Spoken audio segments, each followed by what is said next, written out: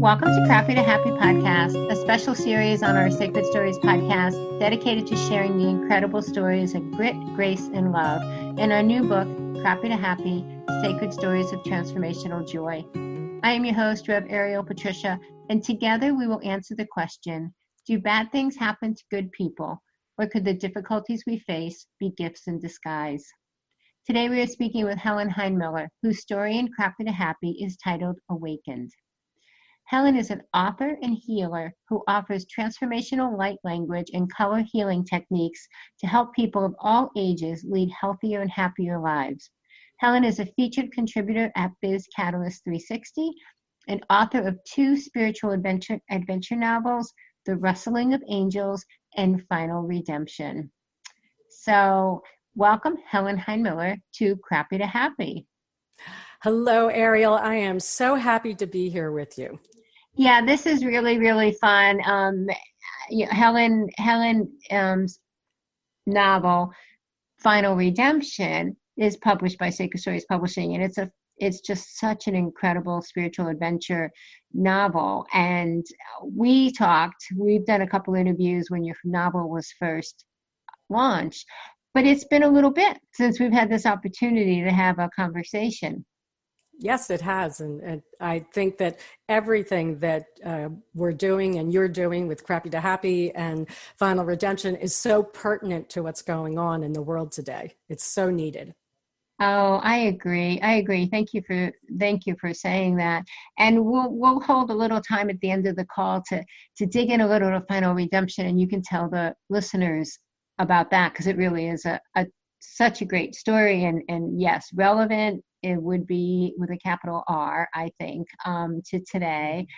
And Crappy to Happy as well, because Crappy to Happy really is a book filled with true personal stories of people who have come through a challenging time, some more challenging than others, but truly with grit, grace, and love, as we say, and are kind of coming out on the other side. And I think you can agree that pretty much everybody today, in some way or another, is feeling some challenges.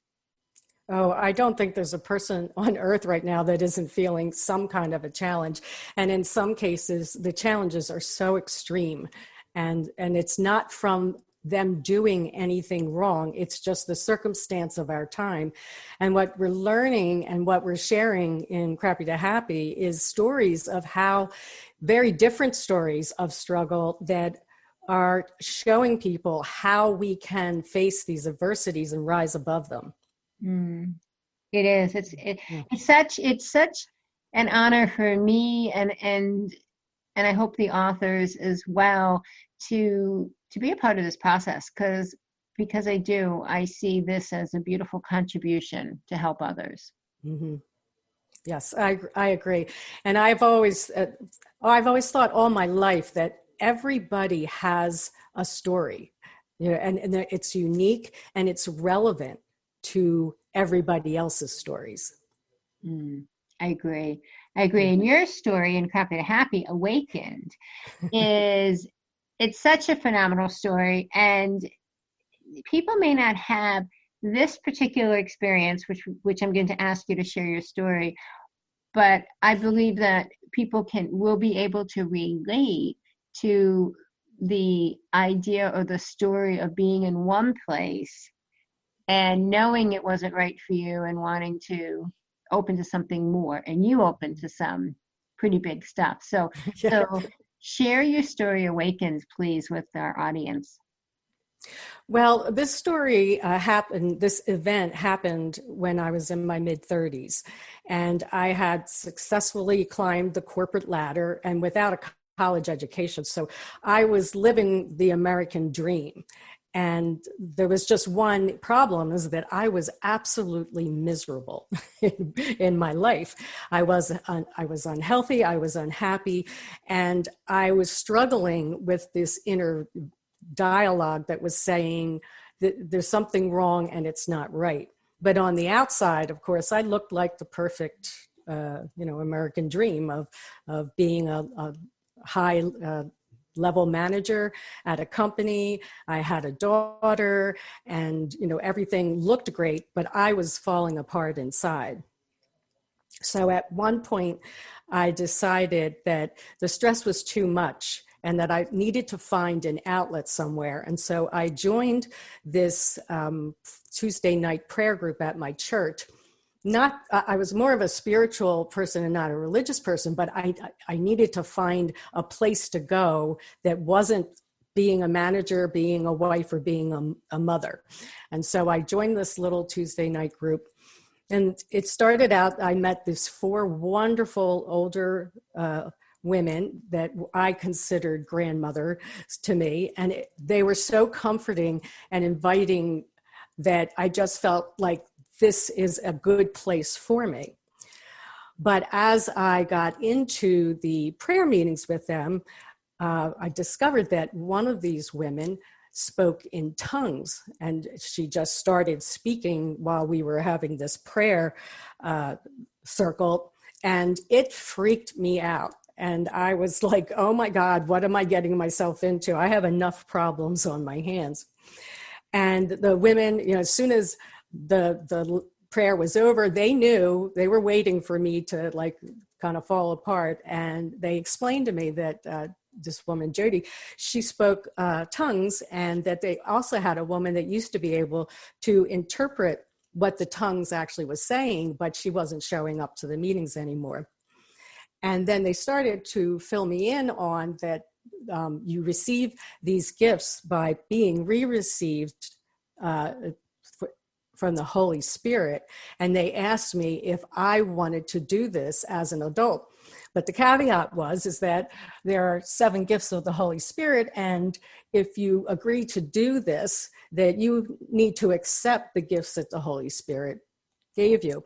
And of course, one of the gifts was tongues. And I didn't know what all the other gifts were, but I was like, oh, I'm crazy enough. I don't need this on my plate. So I just said, no, I'm not ready for anything like that.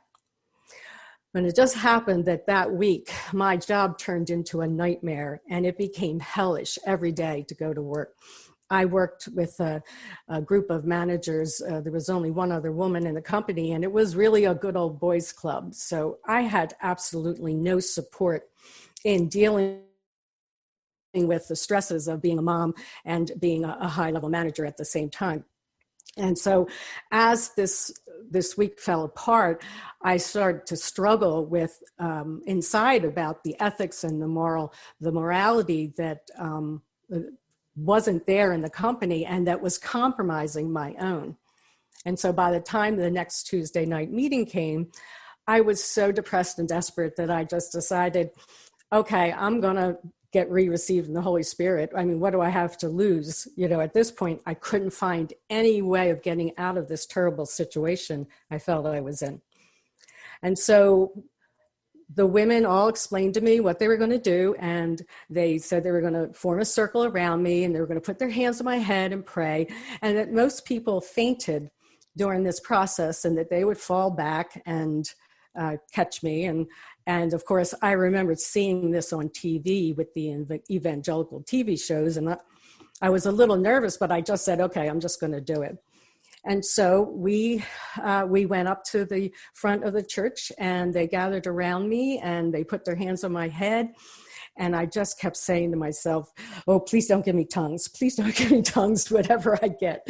And I was waiting to fall back, and nothing happened. And they finished their prayers, and they looked at me, and I was just in a panic going, oh my God, I've been rejected by the Holy Spirit. I didn't fall back. And then they assured me that no, not everybody does. And you will find your gifts, they'll come to you and you'll know it.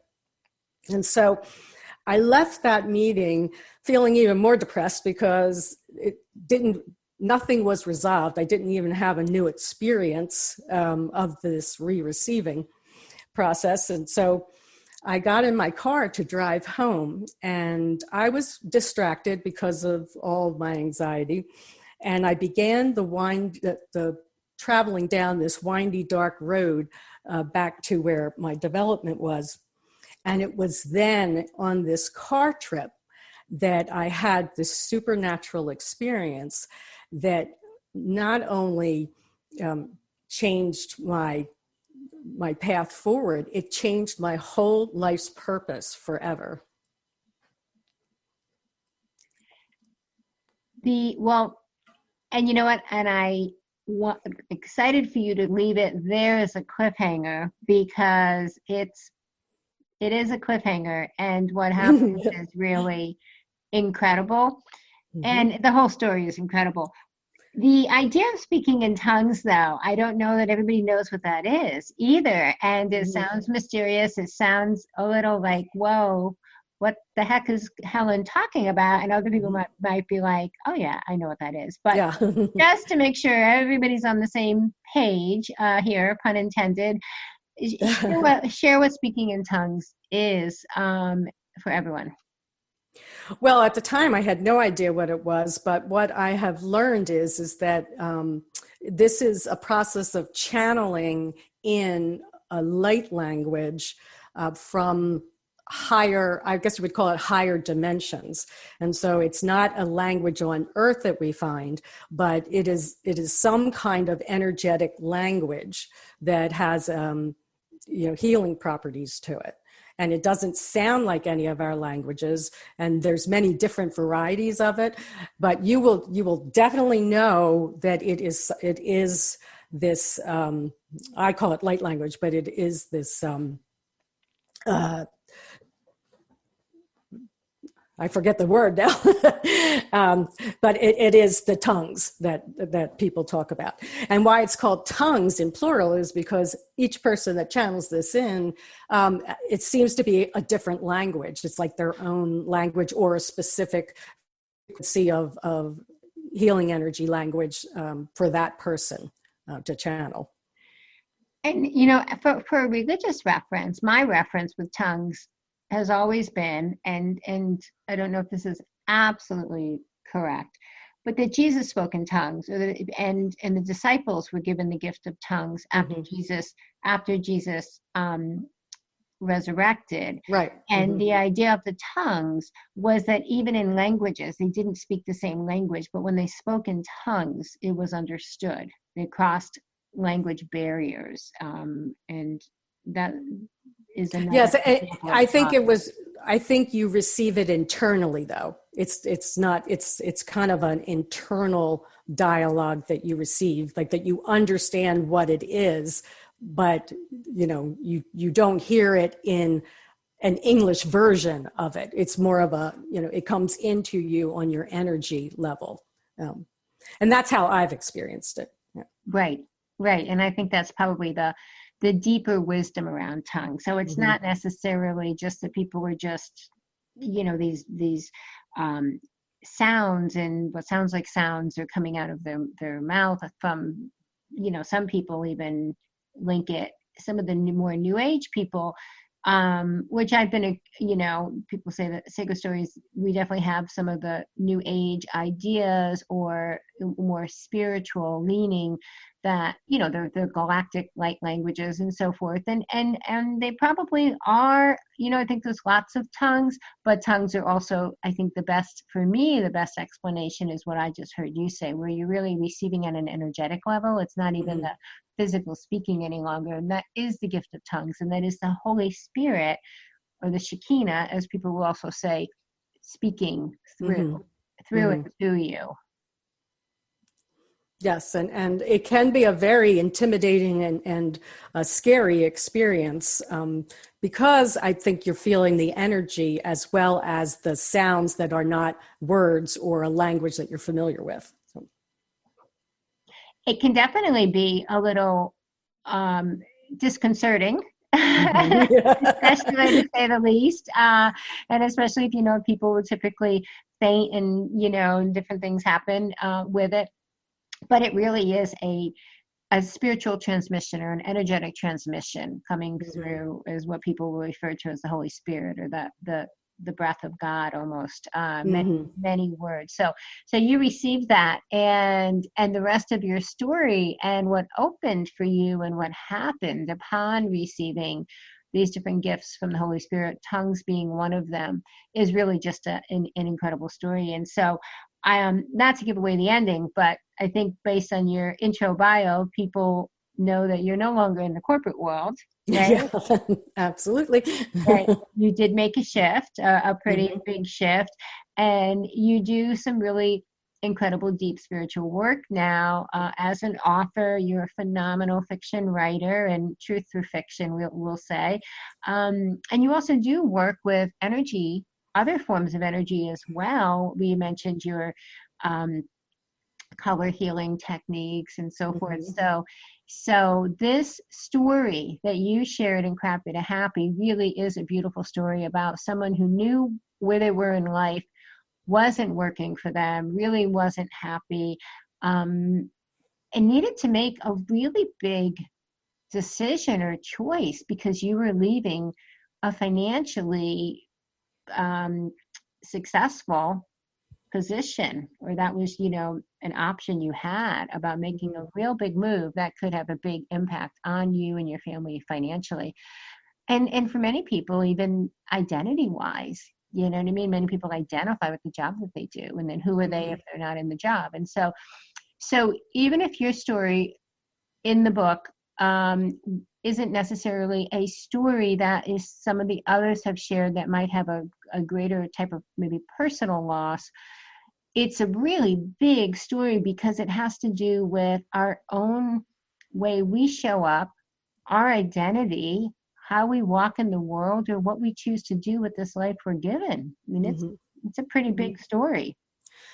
Well, it's big, and I think even bigger point is that in this story, I was awakened to the truth that we are more than who we have been taught that we are, and that there are unseen support beings and energies and available to us that can change our whole life and our world once we not only learn about this truth but integrate it and connect with this idea that we personally, each human being, are so powerful, and that what we are living sometimes is an illusion. Like, I had this illusion that to be happy and to be successful in my life and to find joy, that I had to be making money and very successful in the corporate world, and that I had to do things a certain way. I had to see things a certain way. And none of that was matching up with what I felt inside, because I swear that at 5 years old, I had already figured that out, that this world that I'm seeing out in front of me is not who I am, and it's not what I know to be the truth. But we live in this paradigm that we tend to have to fit ourselves into what the world thinks everything should be. And there is so much more, Patricia. There is so much more magic in this world, and we see it a lot in our fiction stories, and the Merlins, the Harry Potters, all that stuff is just, I believe, the way our soul group's consciousness is projecting in the truth in a way that we can first absorb it on that external level, and then later experience things like I went through that then solidified that, yes, there's truth. There's a level of truth in everything we're seeing. Oh, Mm-hmm. absolutely. And that's one of the reasons that I absolutely love books. And I'm just thrilled to be a book publisher. Sacred Stories Mm-hmm. publishing books, because some of my favorite books that we publish are our spiritual fiction novels, and I know that each one of them is truth telling through Mm-hmm. fiction stories, without a Mm-hmm. doubt.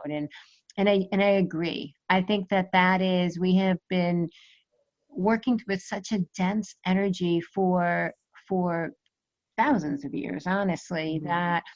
that the way the light can start peeking in is through storytelling. Mm-hmm. And then as that opens more and more, I think more people will see and be comfortable with truth told through Mm-hmm. stories, not necessarily Mm-hmm. storytelling as a fiction. Mm-hmm. Yes, and that's why with my novel Final Redemption, I mean, all the things I'm doing with the color energy and light language and all those things are fine. But the truth that people first, one of the new truths that people need to embrace is who we are. And once we do that and we connect with that power in us, which is revealed in Final Redemption, then we can access more easily all these other higher level tools that are available to us, like the color energies, like the light language. But we first have to connect with that we are the power. We have this power to change our lives and to change the world. And so that's why I wrote Final Redemption. And, you know, the storyline is almost becoming prophetic. And back when I wrote it, I didn't realize that the world at this time was going to need to take a look at what we're doing and where we're heading and find that truth in us that can absolutely start making the changes to go in a different direction. I couldn't agree more. Your novel, Final Redemption, is available Amazon booksellers worldwide or direct through Sacred Stories Publishing.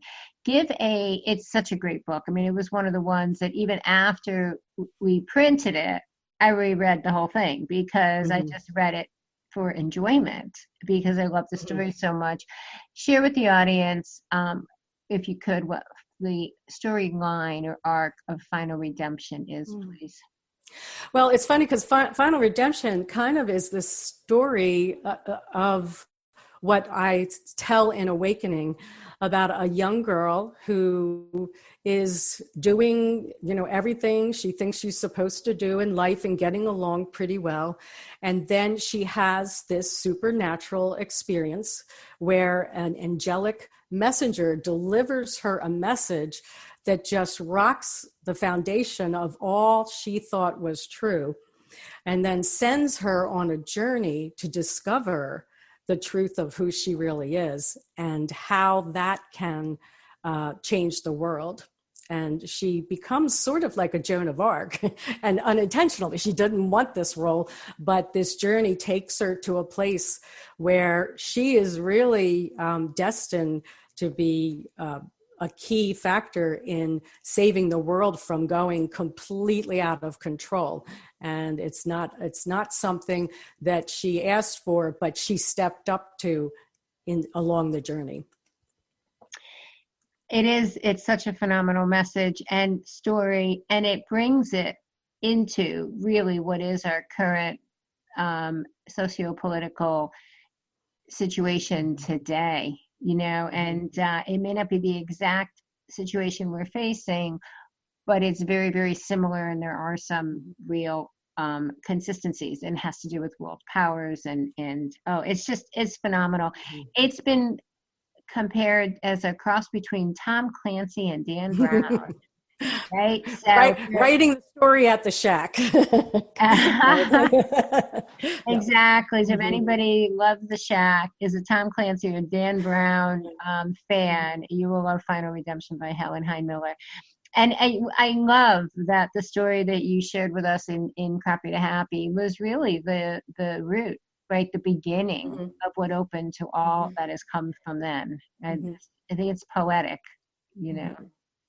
Well, I find that story is really my coming out of the closet of who I really am, where I got all this drive and this information of the color energies and the light language and all, really was from this experience, this core experience, and that I've kind of hidden that in my work because I still have that corporate mentality of, you know, you don't want to scare the business people away with spirituality and things like that. But this story, Ariel, is what changed the projection of my life. And it was supernatural, and it has led me into seeing the unseen world that's around us. And like Jesus said, heaven is here for those who have eyes to see. And that is what I am experiencing, is seeing that heaven on earth. The cherry on top of this conversation and of your story, not only Awakened, but what you bring in Final Redemption and your color energies that you share. And you have a beautiful course on Sacred You, healing with solar color energies. But really, the message that I think is so phenomenally important is that even in our most traditional of religious practices, right, and belief systems, is a deep-rooted mysticism. It is the mystical, and every arm of it has a mystical arm. But even in the routine practices within the ceremonies or the mass or the the services that are performed, are deep, deep mystical practices that people just accept. They accept and they don't question, like, well, of course, because it's God.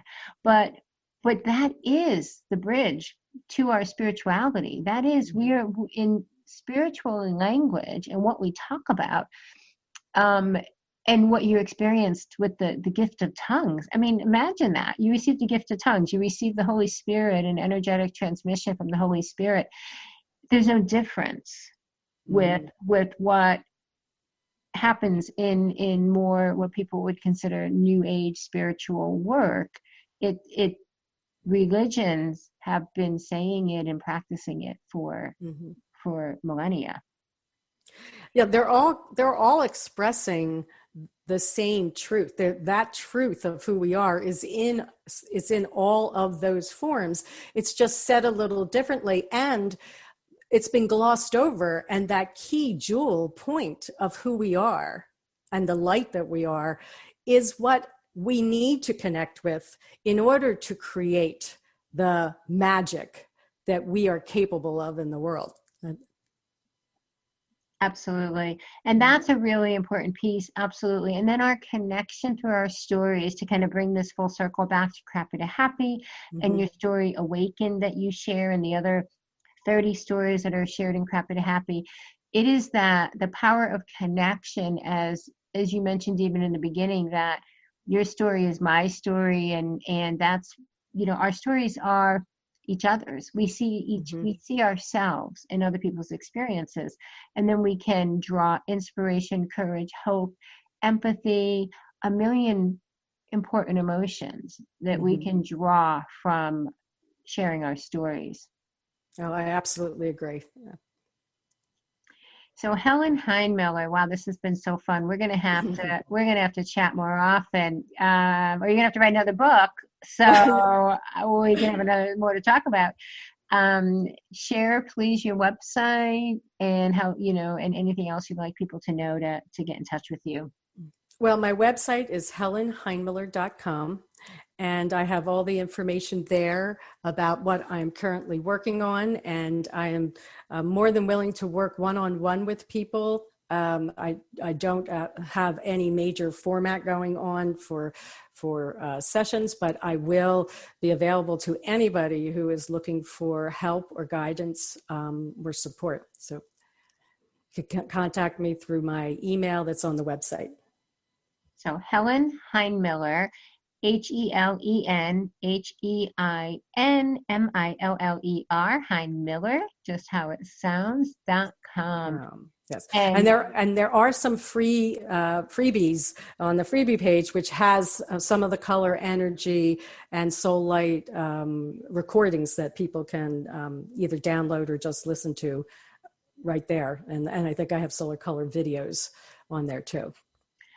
And for Helen's course, Healing with Solar Color Energies, which is a beautiful course, you can find that at Sacred You. Just go to sacredstoriesmedia.com and click on courses, and it'll take you right to Sacred You. So lots to dig in with. So Helen Heinmiller, it has been such a pleasure speaking with you today. Oh, thank you so much, Ariel. I really love talking to you. And sharing, yes. And listeners, I hope that you've enjoyed our conversation as much as Helen and I have. And again, Helen's story is titled Awakened and is in our new book, Crappy to Happy, Sacred Stories of Transformational Joy, which is available through Amazon booksellers worldwide or direct from sacredstoriespublishing.com. So you've been listening to this special edition of the Crappy to Happy series on the Sacred Stories podcast. I am your host, Rev Ariel Patricia. And until next time, I encourage everyone to write your sacred story well.